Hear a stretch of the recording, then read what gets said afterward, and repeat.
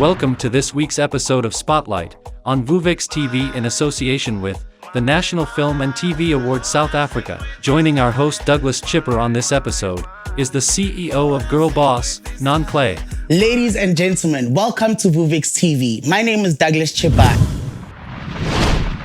And today we're joined by a powerhouse, Nonhle Matsebula, the CEO of Girl Boss. Nonhle, welcome. Thank you, Douglas. It's good to be here. It's lovely to have you here, Nonhle. So the name Girl Boss, it gives out so much power. To me, Girl Boss sounds like more than just a brand. It sounds like a movement. Could you tell us how Girl Boss began and how this journey has been for you? Girl Boss began in 2018. I was in my second year at the University of Cape Town. And at the same time, I used to work for a company called Afro-Botanics. It was a group of girls and I are roughly the same age. And basically, we looked into how there are very little to no brands that cater for the girl child between very crucial time of her life, which is between 16 and 25. Mm-hmm. So we thought that we needed to come up with a brand that is working towards creating more women in managerial and executive positions. But at the same time, we needed to be a business. And because we used to work for this manufacturing company, all I knew was how to manufacture hair care products. And that's how we decided that we were going to become a business by selling hair care products. And so, yeah, it is definitely a movement. We're trying to empower young people so that they get out the rat race whilst they're still young. And at the same time, create more empowered girls and women. So basically, the name Girl Boss means empowerment of women. Definitely. And in regards to Girl Boss, how does it set you apart from other hair care brands? Exactly what I just said. It is a brand that caters. So we are also what we call a beauty with the purpose brand. We are a multimedia platform and at the same time we manufacture hair care products. With the multimedia platform, we aim to create and supply content and information so that girls can use that to empower themselves at whichever stage that they are in their lives. So we put our content in the form of videos, audios. We partner with and collaborate with different brands that girls may be interested in terms of tapping into different industries and need access and assistance in tapping into that space. So we are a brand that really cares about every aspect of the girl child, not just her hair. No, that sounds amazing. This sounds like you're actually the creative force, and which leads me to my next question, right? You are the CEO of Girl Boss and the creative behind it. How do you keep up the spark of innovation while making sure everything runs through smoothly? Honestly, and it's such an interesting question because I'm also the youngest person in my team. Oh, yeah? So I work with a lot of, the older people. And what I've learned, regardless of being a CEO, is that it's very important for me to listen to my team. One being the age factor, but two, they probably also have more experience than me. So when challenges arise, I make sure that I have a good supportive team and I have a leadership style that is blasé in the sense of like I listen and allow people to have their own inputs. And if that means changing the course of a particular direction of the brand at a particular time, then I'm okay with that. But at the heart of the brand is me. And I try to work with people who also care about changing certain aspects of society when it comes to gender equality as well. Right. And you mentioned something about the team having challenges and you're also having to accept that your guys work as a team, right? In regards to the industry that you're in, it is a very competitive industry, right? And what challenges has Girl Boss come across and how have you overcome them or adapted to them? It is a very, very challenging industry because it is a very saturated industry. But Girl Boss, the way we positioned ourselves in the market is to be quite competitive in the sense of like our pricing, right? But at the same time, that means that we fight harder to be in retail space because, for example, retail cares to make money off of you.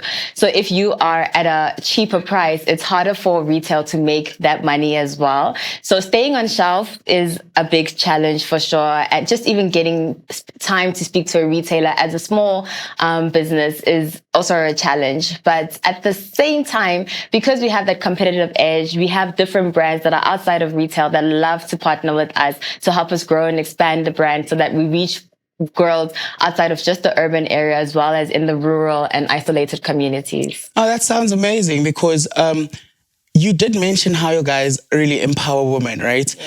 And you did mention also that your guys also look to collaborate with other brands and your guys are looking into expansion, which leads to me asking, looking into the future, what can we expect from Go Boss within brand collaborations, product launches, or any innovation initiatives? So, like I just mentioned now that it is a struggle for a small business like mine to stay on shelf retail space. So at the moment, we're actually currently busy with restructuring our business model from a retail distribution model into a network marketing model. In this sense, we are more aligned and in par with the brand in terms of empowering women, because women get to become members or partners with Girl Boss, and they get to sell the product and basically become their own business owners.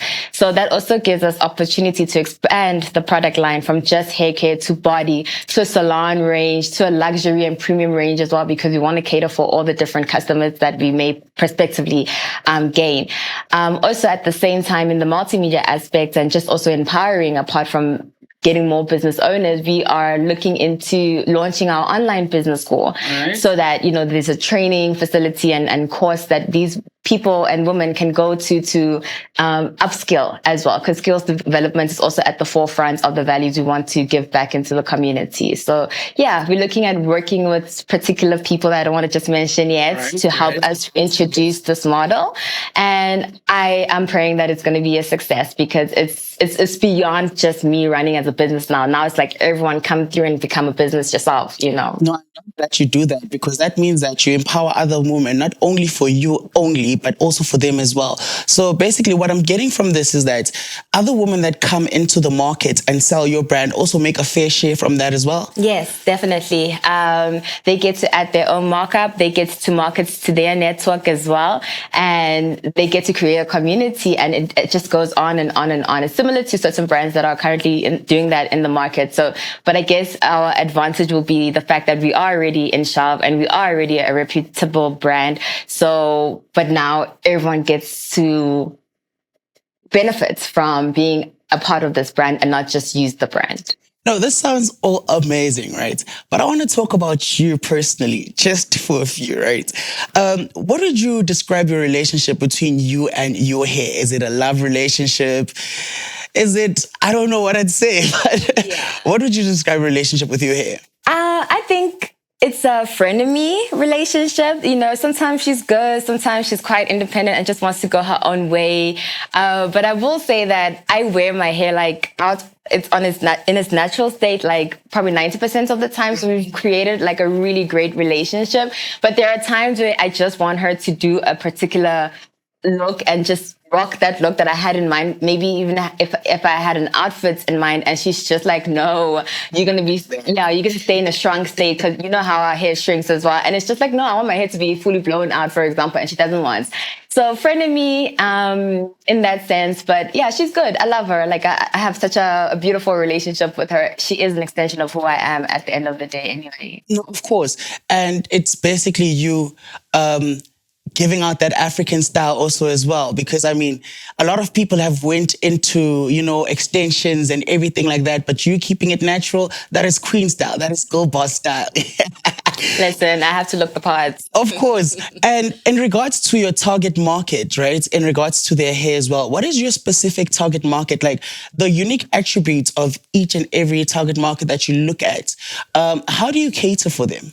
So if you look at the hair industry, prior to, I think, 2011, 2012, when the Afro natural hair movements came into place, there used to be a lot of Caucasian hair brands, and we used to use that on our own hair. So I think with the movement that came with that, it meant that now a lot of brands, and there's opportunity for a lot of brands to cater to ethnic hair. So it's always ethnic natural hair, ethnic relaxed hair as well. We have to include the girls that don't want to wear their hair naturally, because this is a very difficult task to manage every single day. So we look at people who have hair needs in terms of just keeping their hair healthy. Maybe their hair is damaged. Maybe they want to have access to product that allow for them to style their hair without adding too many unnecessary products as well. Dry hair as well. That's typically African hair. So with my hair, could I use it on my hair as well? I mean, looking at my hair, if I wanted to grow out, have an afro. If you wanted to grow it out, for sure. To give you waves, I don't know. But if you wanted to grow out, yeah. No, and I definitely love that you're definitely pushing boundaries. But what pushes you to make a difference? Like, is it you empowering women in a township, with township workshops for braiding, or is it you using your platform to champion sustainable hair sustainability? To be honest, what pushes me to be impactful is just simply it's my responsibility. I've been privileged to be in this position. And I think once people become privileged, they then need to find one way or another to give back to the community. So I really like the corporate social investment initiatives that we have in terms of like having workshops in the rural communities just to inspire the girls to be like, hey, we know that things may be tough and economically things are tough, but like maybe even within the community, things may be tough, but here's some inspiration. We give them like people who are leading trailblazers in particular industries to help them gain inspiration and even to connect with those people so that they can gain access to the different industries so that the girl's dream doesn't die. So it's, for me, it's always just about balancing out the gender inequality and giving girls an opportunity to really just have a fight in this patriarchal society that we still find ourselves in. So really, it's just my responsibility. That's just how I feel about it. No, that certainly sounds like you're about to change the whole game. You're so impactful from everything that you have said. I've loved everything here. Could you just give us a brief description of the products that you have brought for us here? Okay, let's start with that one on that side. Okay, so in our ranges right now, you find the natural hair range and the relaxed hair range. We have four main ingredients, which is mango and marula, hemp and coconut seed. For relaxed hair, we usually use hemp and coconut seed because it needs a lot of protein. Mango and marula for natural hair because it's dry and it's more nourishing oils. So what I have here today is the curl defining butter. This is for natural hair. So this is for the girls who want to have their hair in a style. So maybe you apply this before you go to bed, before you do your protective styling in a twist out or a braid out. And this is like the next day if you want your hair to be curly or wavy or coily. So this helps accentuates the curls.